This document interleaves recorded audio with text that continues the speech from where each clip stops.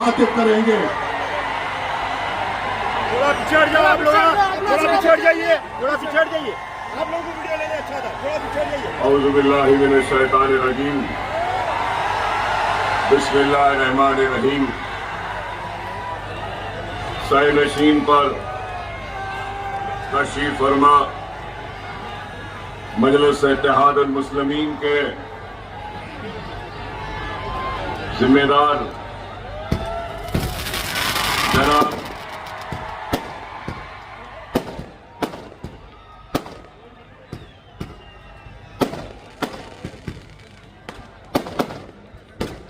मजलिस इत्तेहाद अल मुस्लिमीन के जिम्मेदारान जनाब इरशाद जागीरदार साहब, जनाब शोएब मुल्ला साहब, जनाब इस्माइल पठान साहब और अंसारी पापा सर साहब, मजलिस इत्तेहाद अल मुस्लिमीन के बल्दी इंतखाबात में हिस्सा लेने वाले उम्मीदवारान,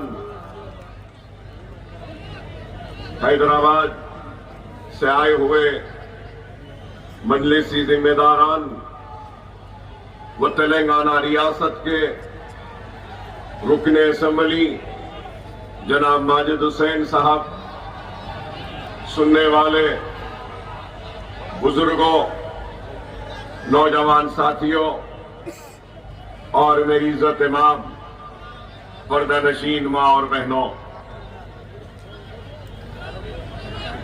इंतखाबात का वक्त है और इंतखाबी सरगर्मियां अपने उरूज पर है और कल इंतखाबी सरगर्मियों का इख्तिताम होगा और इस इंतखाब में आपके दरमियान में कई सियासी जमातें हैं और उनके कई उम्मीदवार भी हैं। हिंदुस्तान की आजादी से लेकर आज तक कई इंतखाबात हुए, बल्दी हो, असेंबली के हो या पार्लियामेंट के हो, हजारों उम्मीदवार मुंतखब हुए।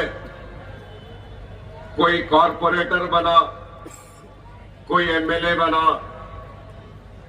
कोई एमपी बना, कोई मेयर बना, कोई चेयरमैन बना, कोई स्टेट कैबिनेट में मिनिस्टर बना, तो कोई सेंट्रल कैबिनेट में मिनिस्टर बना, कई चीफ मिनिस्टर बने और कई वजीर आजम बने।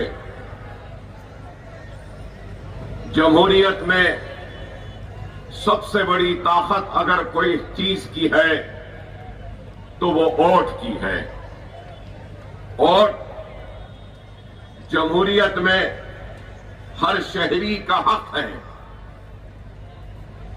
और इस हक को इस्तेमाल करने का 5 बरस में एक मर्तबा मौका मिलता है और हम और आप बहैसियत हिंदुस्तानी शहरी अपने हक का इस्तेमाल करते हैं। तो क्यों करते हैं?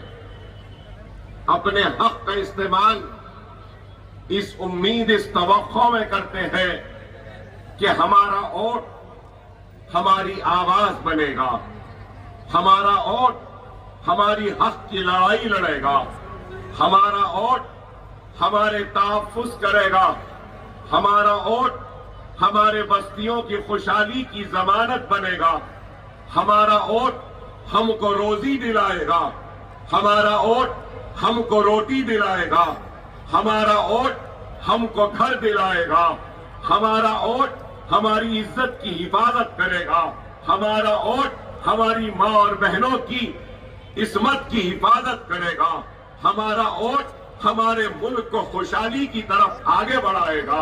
हमारा वोट हमारे मुल्क को तरक्की याफ्ता मुल्क बनाएगा। हमारा वोट हमारी मईशत को, हमारी इकोनॉमी को मुस्तहकम करेगा, ताकतवर करेगा। हमारा वोट हमारे हर दुख को, दर्द को दूर करेगा और हमारे मुसीबत के वक्त हमारा मददगार बन के हमारा वोट हमारा तहफ़्फ़ुज़ करेगा और हमारी मदद करेगा। यही है वोट। और एक गरीब का भी एक ही वोट है। तो अंबानी, अडवाणी या अडानी या फिर टाटा, बिरला या अकबरुद्दीन ओवैसी या नरेंद्र मोदी, सबका वोट बराबर। पैसे वाले का वोट कोई ताकतवर नहीं। जितना गरीब के वोट में ताकत है उतना ही एक रईस, एक अमीर के वोट में भी वही और उतनी ही ताकत है। ये हमारे दस्तूर की खूबसूरती है कि हमारे दस्तूर ने, कॉन्स्टिट्यूशन इंडिया ने हम सबको बराबर का हक दिया। इस दस्तूर ने वोट का बराबर का हक दिया। तो इस दस्तूर ने अपने इबादत का भी बराबर का हक दिया। इस दस्तूर ने हर मजहब को वही हक दिया जो दूसरे मजहब को दिया। हमारे दस्तूर ने हर शहरी को यह हक दिया कि वो अपना मजहब अपने हिसाब से उस पर चल सकता है। हमारे दस्तूर ने इक्वालिटी की बात की, बराबरी की बात की। हमारे दस्तूर ने सेकुलरिज्म की बात की। हमारे दस्तूर ने हर मजहब को इस मुल्क में जगह दी, फलने, फूलने और पनपने की। हमारे दस्तूर ने मनादिर को भी वही जगह दी जो मसाजिद को दी या गिरजाघर को दी या गुरुद्वारा को दी। हमारे दस्तूर ने माथे पे तिलक लगाने वाले को भी वही हक दिया है जो चेहरे पे टोपी पहनने वाले और चेहरे पे सुन्नत पालने वाले को दिया है। तो हमारे दस्तूर ने सिख को भी जो सर पे पगड़ी बांधता है वही हक दिया है।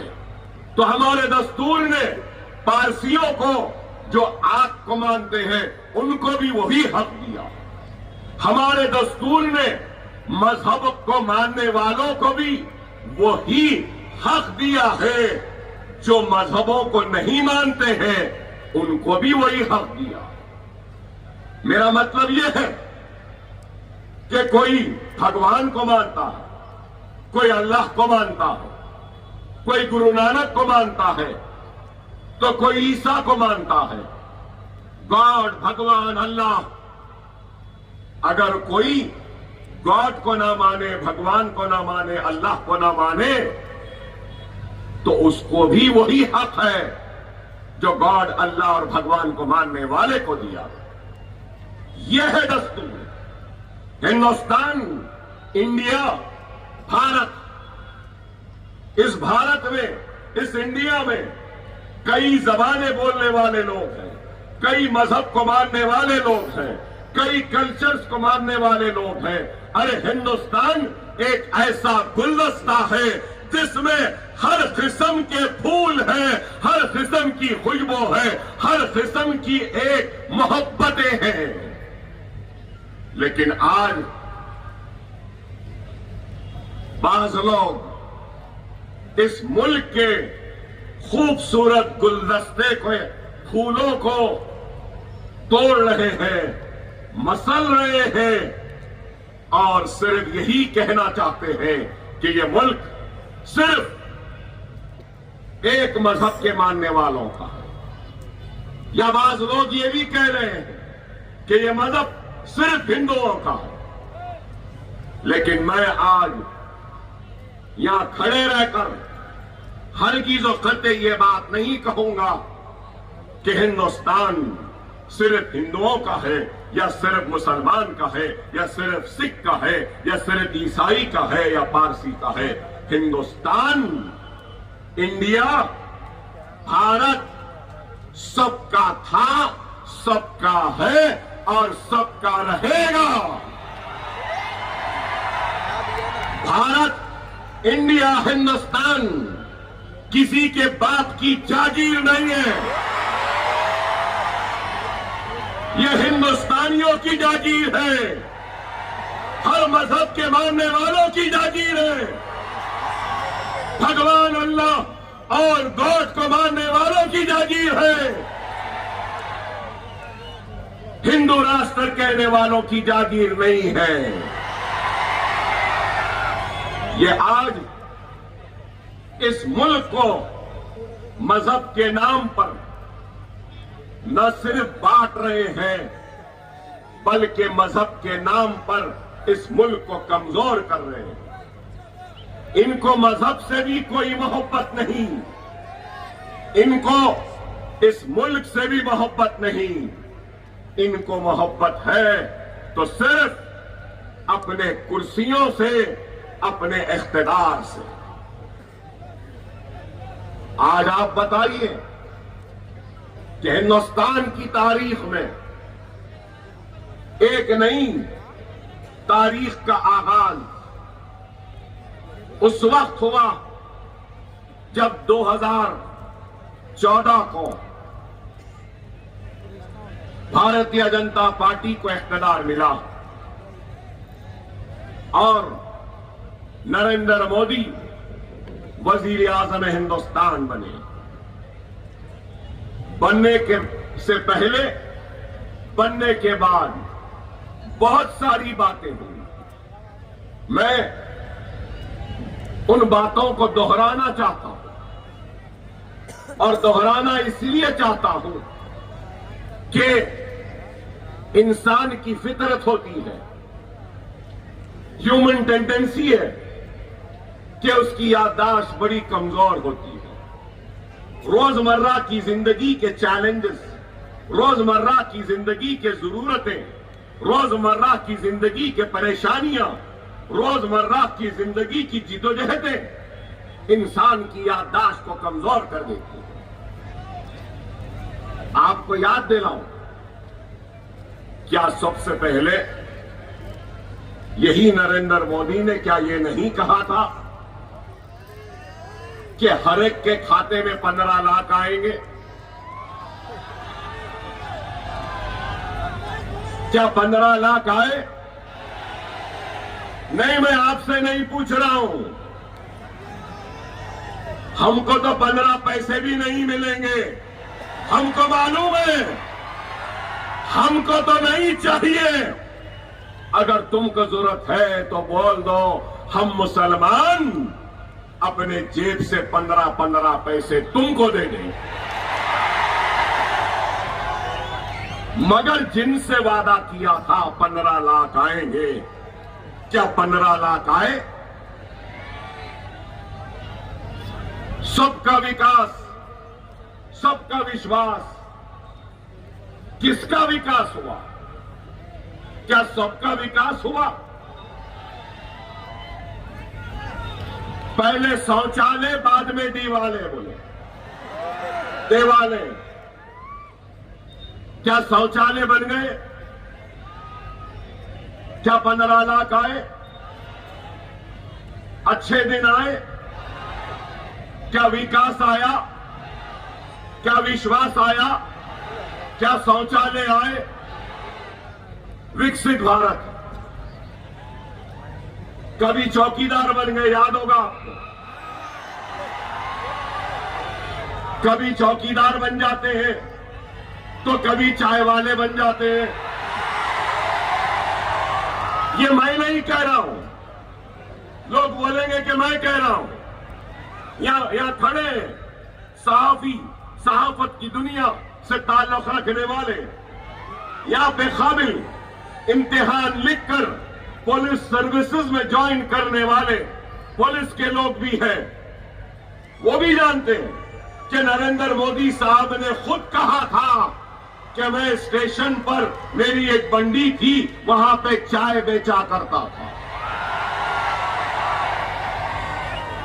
बुरी बात नहीं है। हमारे दस्तूर और जमहूरियत की खूबसूरती व ताकत को देखिए कि एक गरीब, एक रिक्शे वाला या एक चाय वाला भी हमारा वजीर आजम बन सकता है। यह हमारे दस्तूर की ताकत है, जमहूरियत की खूबसूरती है। कोई भी बन सकता है। लेकिन आप बताइए, इन्होंने और एक बात कही, बेटी बचाओ बेटी पढ़ाओ।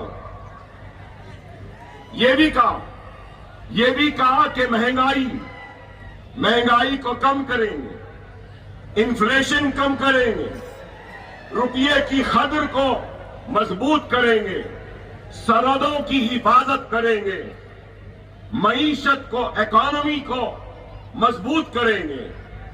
अरे कितने वादे किए। अब चलो एक एक वादे पे आते हैं, एक एक वादे पर आते हैं। आप बताइए, इकोनॉमी खराब, महंगाई उरूज पर, पेट्रोल की कीमत आसमान को छू रही है, बेरोजगारी एक अलग लेवल पर है। लेकिन आज आप बताइए, न बेरोजगारी की बात होती है, न महंगाई की बात होती है, न पेट्रोल की बात होती है, न डीजल की बात होती है। गैस का सिलेंडर कितना है आज?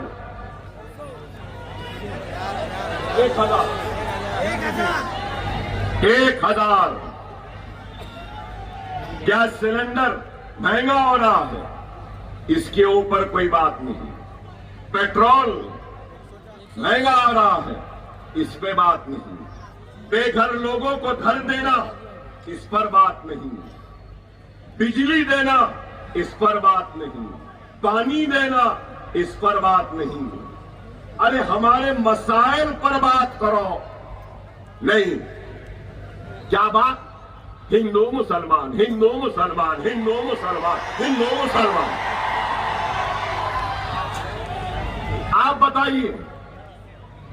आप बताइए, साहिब समझ, अक्लमंद लोग, पढ़े लिखे लोग, इस मुल्क से मोहब्बत रखने वाले लोग, इस मुल्क के लिए अपनी जान की बाजी लगाने वाले लोगों से मेरा सवाल है, क्या मुल्क का मसला हिंदू मुसलमान है या मुल्क का मसला मुसलमान है? अरे मुल्क का मसला सबसे बड़ा ये है कि नौकरियां नहीं मिलती डिग्रियां रहने के बावजूद भी।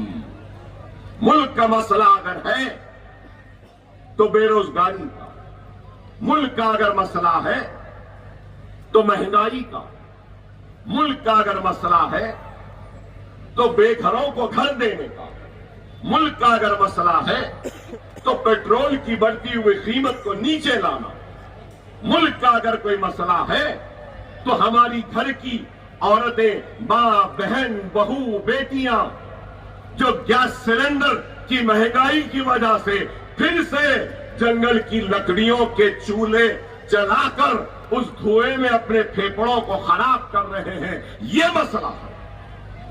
लेकिन इनको इसकी कोई फिक्र नहीं, इसकी कोई फिक्र नहीं। शुरू दिन से जब इख्तिदार में आए, लव जिहाद, घर वापसी, बीफ बैन, अजान बैन, हिजाब बैन, सीएए, एनआरसी, अब एसआईआर, वक्त तरमीमी बिल, तलाक सलासा, यूएपीए। अरे आप बताओ, क्या इस मुल्क का मसला मुसलमान है? अरे मैं यहां लोग समझेंगे कि मैं मुसलमान की बात करने आया हूं। नहीं, मैं अपने मुल्क भारत की बात करने आया हूं, अपने देश इंडिया की बात करने आया हूं।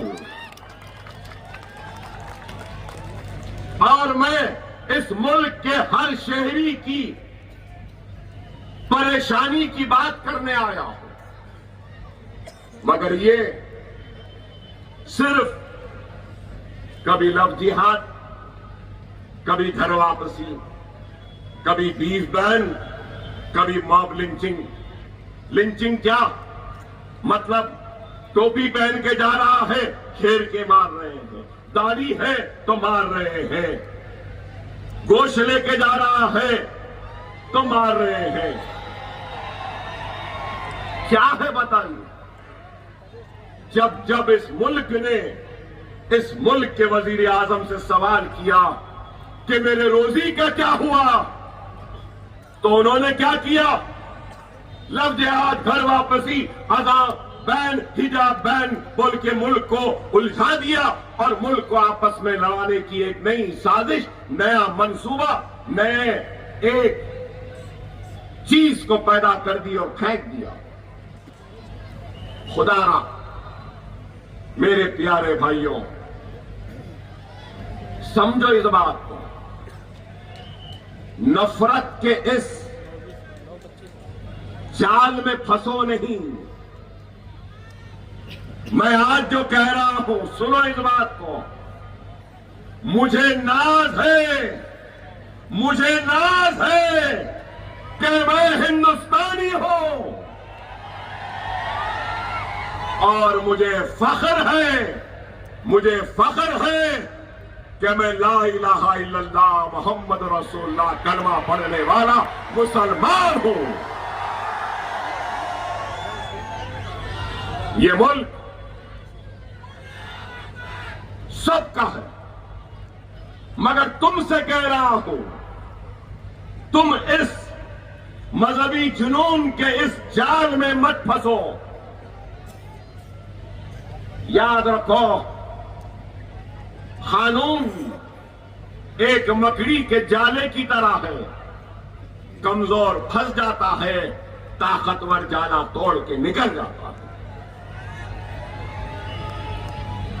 तुम कमजोर नहीं हो, तुम ताकतवर हो, लेकिन तुमको अपने जोश को अपने काबू में रखना होगा। वो कौम जिसके पास सिर्फ जोश होता है, वो कौम कामयाब व कामरान नहीं होती। वो कौम जिसके पास सिर्फ होश होता है, वो कामयाब व कामरान नहीं होती। वही कौम कामयाब होती है जिसके पास जोश भी होता है, होश भी होता है। तुम्हारे पास जोश है और हम होश के साथ इस जोश को मंजिल मकसूद तक पहुंचाएंगे। यही क़यादतों का काम और यही काम हम करना चाहते हैं। खुदारा समझो इस बात को, अगर हम मुनज़्ज़म नहीं होंगे, मुत्तहिद नहीं होंगे, तो फिर हम सिर्फ चीखते चिल्लाते रह जाएंगे। अरे आज इस जलसे में आए हैं तो इस जलसे, इस खिताब के जरिए एक पैगाम लेकर जाओ। जलसों की कामयाबी आवाम के शिरकत से नहीं होती, ये मेरा मानना है। लोग कहेंगे कि अकबर साहब आपके जलसे में इतना बड़ा मजमा था, जलसा कामयाब हुआ, लेकिन मैं ये कहूंगा जलसों की कामयाबी आवाम के शिरकत से नहीं होती।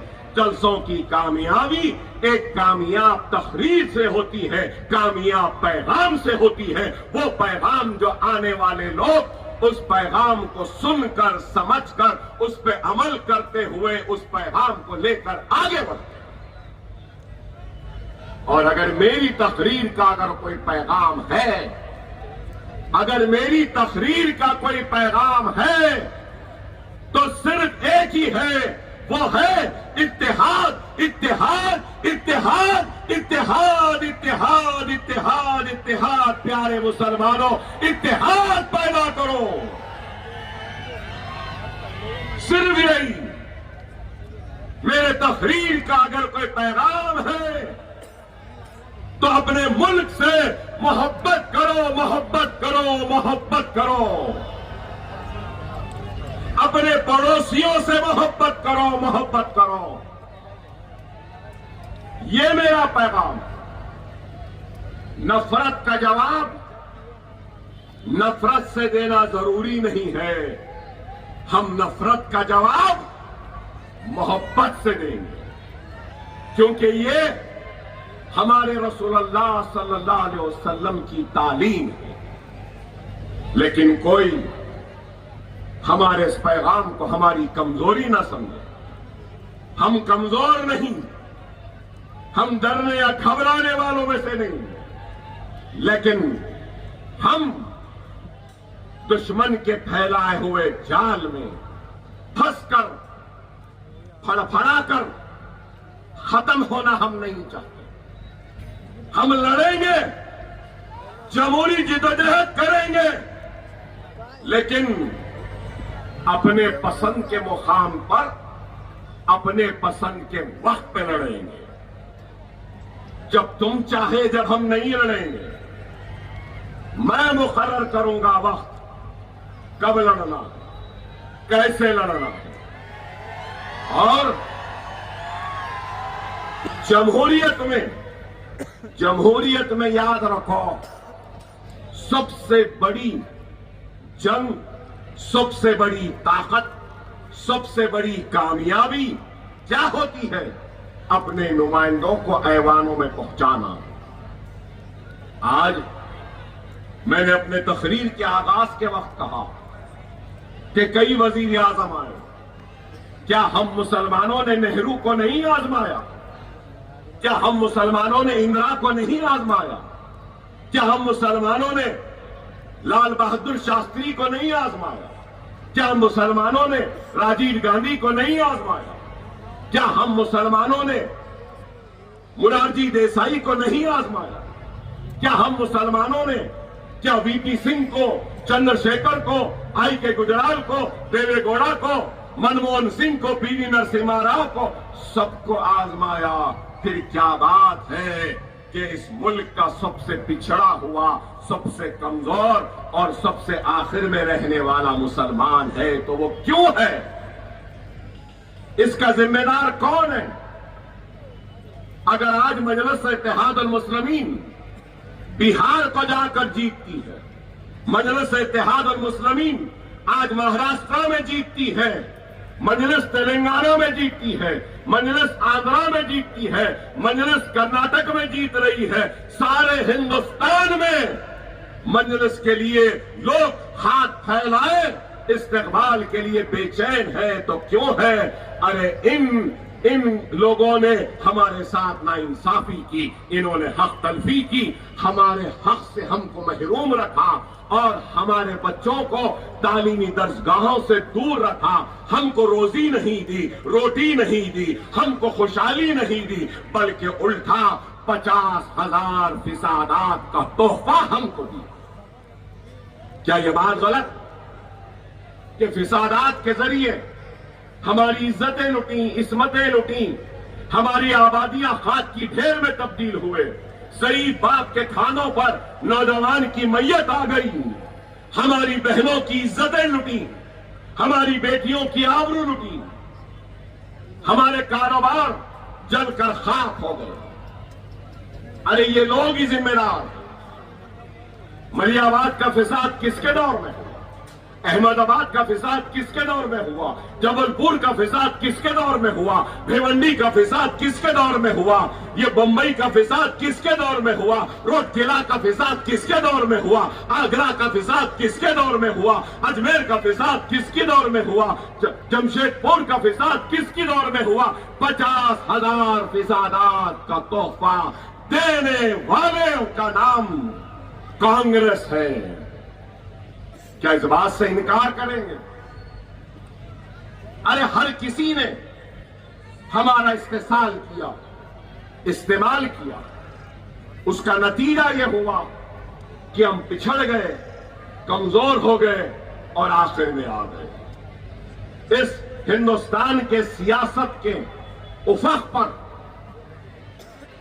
कई जमातें हैं, कई पार्टियां हैं, बताओ क्या एक भी है जो तुम्हारा अपना है, जो तुम्हारी अपनी आवाज बनता है, जो तुम्हारी हक की लड़ाई लड़ता है, जो तुम्हारे नाइंसाफी पे आवाज बुलंद करता है, जो तुम्हारे जलते हुए बस्तियों पर पानी डालकर उस आग को बुझाता है?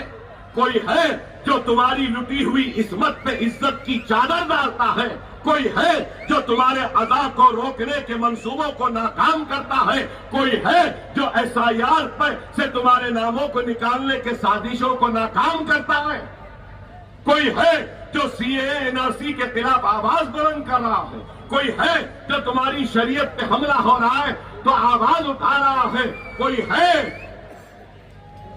मेरे भाई सिवाय मजलिस, सिवाय बैरिस्टर असदुद्दीन ओवैसी के कोई और दिखाई नहीं देता, कोई और आवाज सुनाई नहीं देती? क्या ये हक है या नहीं बताओ? खुदारा समझो, खुदारा समझो इस बात को।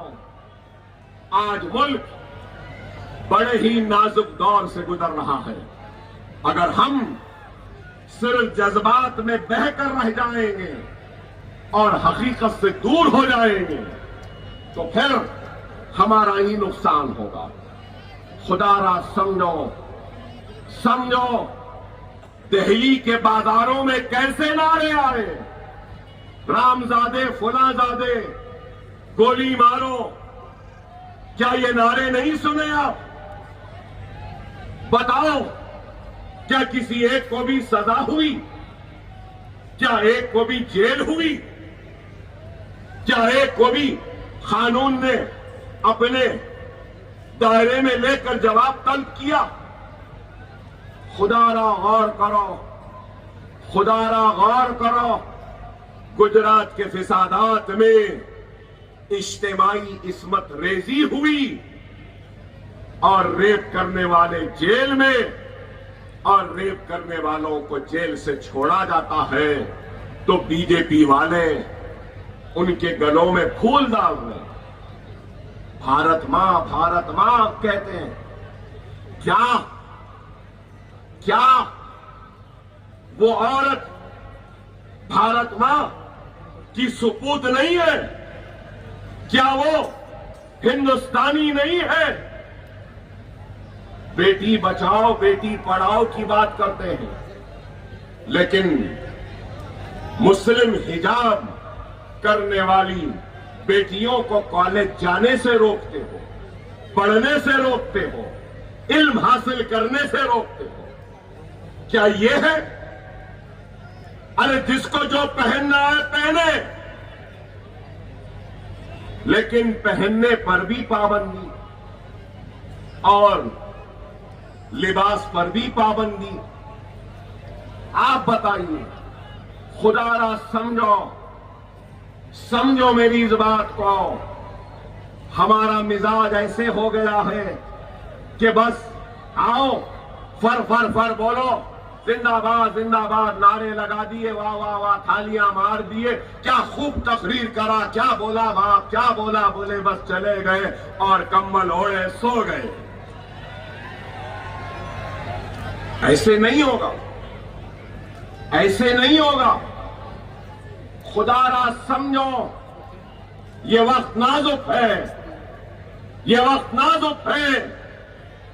आज दुश्मन पूरे सरो सामानी के साथ तुमको तबाह, तुमको बर्बाद करने के लिए आगे बढ़ रहा है।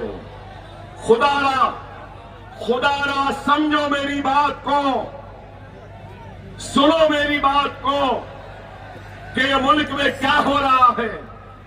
आज हमको मारा जा रहा है, हमको पीटा जा रहा है, हमको जेलों में डाला जा रहा है, बुलडोजर के जरिए हमारे घरों को शहीद किया जा रहा है, हमारे मसाजिदों को शहीद किया जा रहा है, घरों को गिराया जा रहा है, शरीयत पे हमले हो रहे हैं, अज़ा पे पाबंदी हो रही है, हिजाब को खींचा जा रहा है, हिजाब के नाम पे तालीम से महरूम रखा जा रहा है, हमको रामजादे या फुलाजादे कहा जा रहा है, गोली मारो गद्दारों को कहा जा रहा है।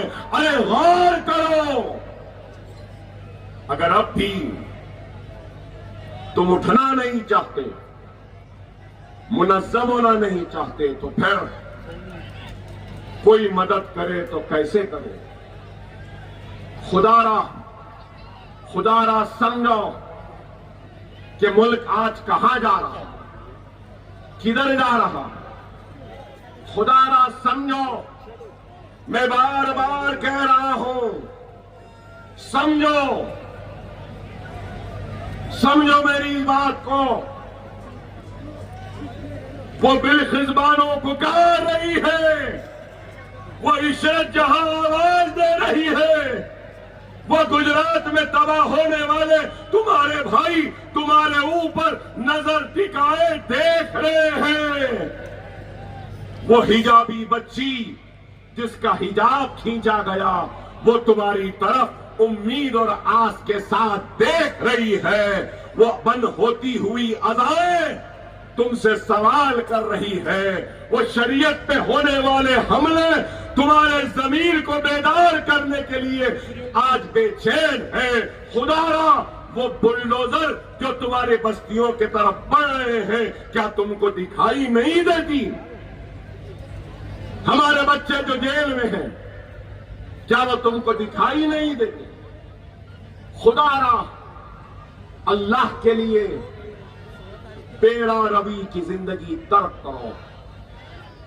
खुदारा मुनज़्ज़म हो जाओ, मुत्तहिद हो जाओ। पहली मर्तबा आपके शहर को आया हूं, पहली मर्तबा आया हूं, बार बार आने की ख्वाहिश को लेकर पहली मर्तबा आया हूं। आपके गम को बांटने के लिए बार बार आने का इरादा है। आपके खुशियों का हिस्सा बनने के लिए बार बार आने का इरादा है। दुनिया में बहुत लोग होंगे जिनके पास दौलत है, जिनके पास ताकत है, जिनके पास शोहरत है, लेकिन बहुत कम लोग होंगे जिनके पास इतनी मोहब्बत है।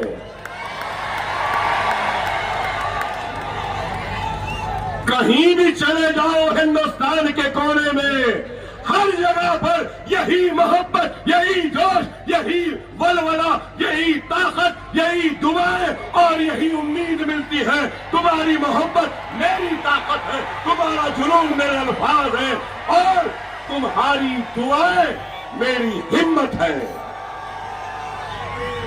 खुदारा समझो, मैं तुमसे हूं। मेरी क्या हैसियत, मेरी क्या बिसात, कमजोर आदमी हूं। एक गोली है, ना मेरे गुर्दे अच्छे हैं, ना मेरे फेफड़े अच्छे हैं। कमजोर हो, 3 गोलियां मारी गई मुझे, चाकुओं से मारा गया, सत्तूर से, कुड़ाड़ी से मारा गया, लेकिन फिर भी खड़ा हूं। कमजोर हूं, लेकिन इस कमजोर जिस्म की ताकत का नाम मेरे मुसलमानों का इत्तेहाद है। मेरे इस लड़खड़ाते हुए कदमों के सहारे का नाम आपका इत्तेहाद है। मेरे अल्फाज की आतिशनुआई आपके जज्बे की निकासी करती है। खुदारा समझो, खुदारा मैं आज आपके दरमियान में अपनों के दर्द को बांटने आया हूं, अपनी नाइंसाफी व हक तलफी को बयान करने आया हूं। मैं इलेक्शन जीतने तो जरूर आया हूं, लेकिन इलेक्शन के साथ आपके दिलों को जीतने आया हूं। खुदारा समझो इस बात को, इलेक्शन तो आते रहेंगे, जाते रहेंगे, लेकिन आज अगर हम अपने ख्वाब गफलत से बेदार नहीं होंगे, आज अगर हम एक नहीं होंगे, अगर हम अपने दूसरे मुसलमान भाई के लिए उठ खड़े नहीं होंगे तो फिर आने वाली नस्ल हमको कभी माफ नहीं करेगी, कभी माफ नहीं करेगी। समझो इस बात को कि ये लोग आज हमको मुंतशिर करना चाहते हैं। और यहां पर मैंने आने से पहले सुना कि अजीत पवार साहब की पार्टी है और कई लोग उनकी पार्टी में है। ठीक है, हर एक का इख्तियार है, हर एक का इख्तियार है, वो चाहे जहां भी जाता है जा सकता है, जिसके पास भी जाना चाहता है जा सकता है, जिस किसी की तलवे चाटना चाहता है चाट सकता है, जिस किसी की धोती को पकड़ना चाहता है पकड़ सकता है, जिस किसी की टोपी को लेकर अपने सर पे रखना चाहता है रख सकता है। मैं कुछ नहीं कहूंगा, वो हर एक का अपना इख्तियार है। मगर महाराष्ट्र की सियासत का सबसे करप्ट, सबसे बड़ा अल्लम गल्लम करके इधर का उधर का यहां का वहां का पूरा पैसा बटोर कर लूटने वाले लुटेरे का नाम अजीत पवार है। और यही नरेंद्र मोदी बोले, ना खाऊंगा ना खाने दूंगा। इतना करप्ट शख्स इनके बाजू बैठता है और ये मुस्कुराते रहते हैं। बेशक मुस्कुराएंगे, क्योंकि मेरे नजर में भी नरेंद्र मोदी करप्ट है। नरेंद्र मोदी भी इस मुल्क को लूट रहे हैं, नरेंद्र मोदी भी इस मुल्क को कमजोर कर रहे हैं। आप बोलेंगे कैसा? इलेक्टोरल बॉन्ड सुने, इलेक्टोरल बॉन्ड सुने, सुने ना? आपको मालूम एक नया तरीका निकाले थे ये पूरे पॉलिटिकल पार्टीज पैसा लेने का, और वो तरीका क्या था मालूम? Electoral bond. 6,500 करोड़ रुपया बीजेपी को आया। वाह, 15 लाख यानी है 6,500 इनके पास आ गए। फिर कहते हैं मैं गरीब हूं, मैं चाय वाला हूं, चाय की बंडी थी, चाय की केतली, चाय का पानी, चाय चाय चाय चाय, नरम चाय गरम चाय, चाय का चूल्हा, चाय की केतली, चाय चाय चाय चाय। क्या है? आय अल्लाह, आय अल्लाह, आमीन बोलना जोर से। आय अल्लाह, आय अल्लाह। हर चाय वाले की खिदमत इस चाय वाले जैसी कर देंगे। और बोला आमीन। 6,500 करोड़ कहां से आए? मैं इतनी देर से खड़ा हूं, कोई एक पैसा मुझे नहीं दे रहा। भाई इनको क्यों दिए? इनको कौन दिया? कुछ दिए होंगे तो दिए ना। मुल्क को कहां बेचा तूने बता नरेंद्र मोदी, कि जिसके जरिए तुझे ये पैसा मिला? मुल्क को कहां गिरवी रखाया कि तुझे ये पैसा मिला? Trump my friend, Trump my friend, Trump my friend, Trump Trump Trump करने लगा रहे। ट्रम्प तारीफ 500 तक आ गया, एक्सपोर्ट जीरो हो रहे, फार्मास्यूटिकल एक्सपोर्ट्स गिर रहे हैं, चाइना से ताल्लुकात खराब, अमेरिका से ताल्लुकात खराब, सोवियत यूनियन से ताल्लुकात खराब, बांग्लादेश से ताल्लुकात खराब, बर्मा से ताल्लुकात खराब, सबसे खराब। बताओ आप, यही बोले, यही नरेंद्र मोदी बोले मनमोहन सिंह को बोले, मनमोहन सिंह साहब आपकी उम्र से ज्यादा हो गया। क्या ज्यादा हो गया? उस वक्त डॉलर 65 रुपया 60 रुपया हुआ तो बोले $1 मनमोहन सिंह आपकी उम्र से ज्यादा हो गया। मिस्टर मोदी डॉलर 90 रुपीज 21 पैसा है। आपकी उम्र क्या है? आपकी उम्र क्या है मिस्टर मोदी? इसकी फिक्र नहीं। फॉरेन एक्सचेंज रिजर्व कम हो गए, रोजाना डॉलर बेच रहे हैं, सोना महंगा हो रहा है, पेट्रोल आसमान को छू रहा है, महंगाई आसमान को छू रही है, मगर मिस्टर मोदी क्या कर रहे हैं? Trump my friend, Trump my friend, Trump my friend, Trump my. वाह, क्या है? इस वास्ते बोलते हैं। और फिर एक बात बोले थे, याद है? एक बात बोले थे, मैं तो फकीर हूं, झोला लिया चले जाऊं। ओहो, क्या फकीर है? ओहो, झोला। अरे अब वक्त आ गया है, अब वक्त आ गया है। ये हिंदुस्तान नरेंद्र मोदी के झोले में एक चाय की केतली, चाय का चूल्हा, चाय का सिलेंडर, चाय का पानी, चाय के लिए जो सामान जरूरत है देंगे और कहेंगे कि जा झोला ले लो, चले जाओ। हमारे मुल्क को अब तरक्की करने दो। तरक्की में सबसे बड़े रुकावट का नाम ये फकीर है। झोला लिया चले। कभी चाय वाला बन गया, तो कभी फकीर बन गया, तो कभी चौकीदार बन गया। चौकीदार भी बने थे, याद है? चौकीदार चौकीदार चौकीदार चौकीदार। क्या है बताइए? गले में सीटी है लेकिन चौकीदार सीटी नहीं बजा रहा। आप सबसे कहूंगा, सब जने मिलकर हमारे आर्म फोर्सेस, हमारे फौजी, हमारे एयरफोर्स और नेवल के जितने सिपाही हैं, उन सबको हमको सलाम करना।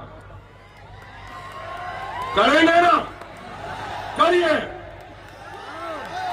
कि क्या काम किया ऑपरेशन सिंदूर में? बेहतरीन काम किया। घुस के मारी हमारी आर्म फोर्सेस। फख्र है हमको। मगर मिस्टर मोदी, तुमसे सवाल है, अब तक कोई नहीं करा। वो दहशतगर्द घुसे कैसा? हथियार लाए कहां से? हथियार लेकर आगे बढ़े कैसा? मासूमों पे गोलियां चला रहे थे। जब तक तुम्हारी इंटेलिजेंस क्या कर रही थी? चाय वाला चाय में मसरूफ था, इसलिए इसकी इंटेलिजेंस फेल हो गई। मासूम लोगों की जान चले गई। सैर तफरी के लिए गए, शौहर बीवी बच्चों के सीनों पे गोलियां चली।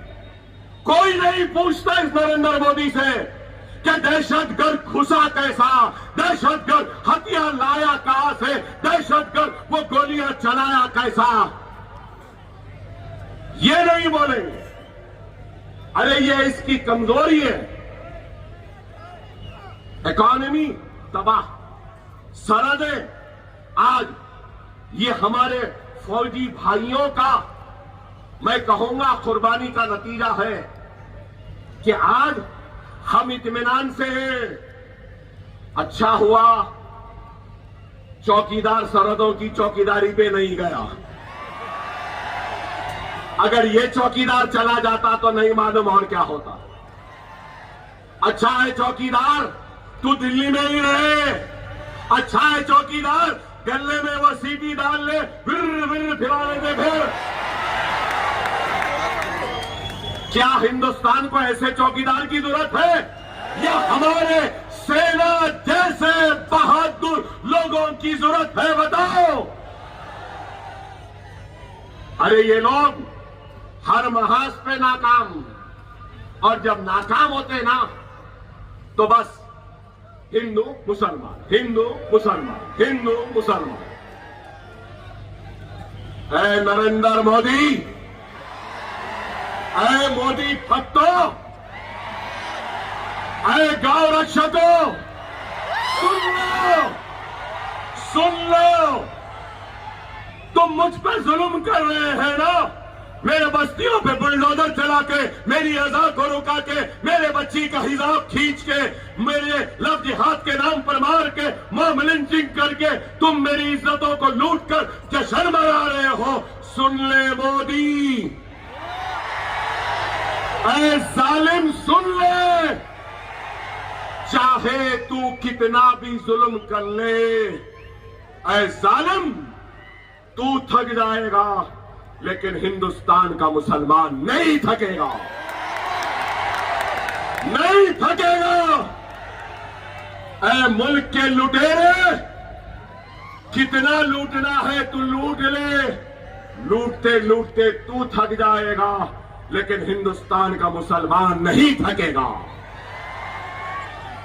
सुन ले मोदी, सुन ले मोदी भक्तों, सुन लो सुनने वालों, ना मैं अपना कलमा छोड़ने तैयार हूं, ना मैं अपनी कुरान छोड़ने तैयार हूं, ना मैं अपनी शरीयत छोड़ने तैयार हूं, ना मैं अपनी मस्जिद छोड़ने तैयार हूं, ना मैं अपना हिजाब छोड़ने तैयार हूं, ना मैं अपनी बस्ती छोड़ने तैयार हूं, ना ही मैं अपने मुल्क हिंदुस्तान को छोड़ने तैयार हूं।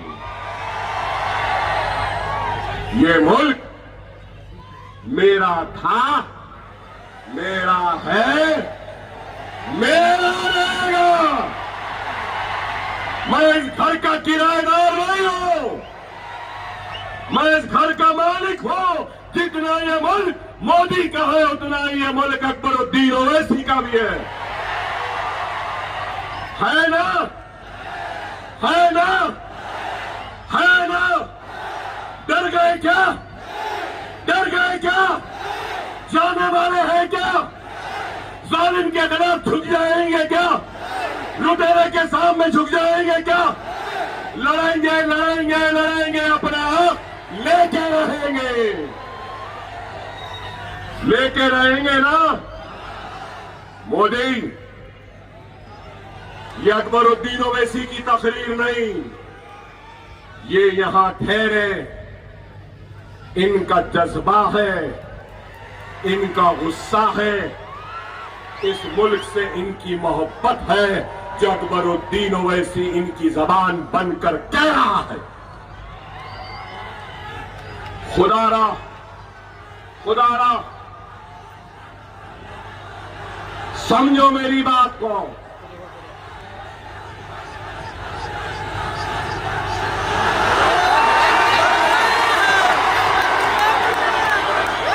मैं तो बहुत जोर से बोला, और जब बोला तो सबकी हिल गई। अब आपकी बारी है, बोलो,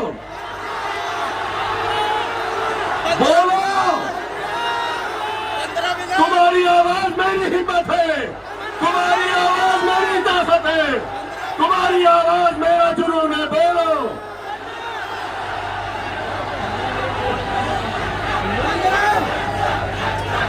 हाँ, देखा मोदी, क्या ताकत है हम में।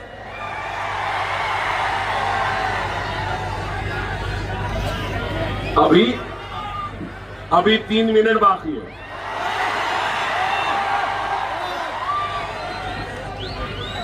अभी 3 मिनट बाकी है।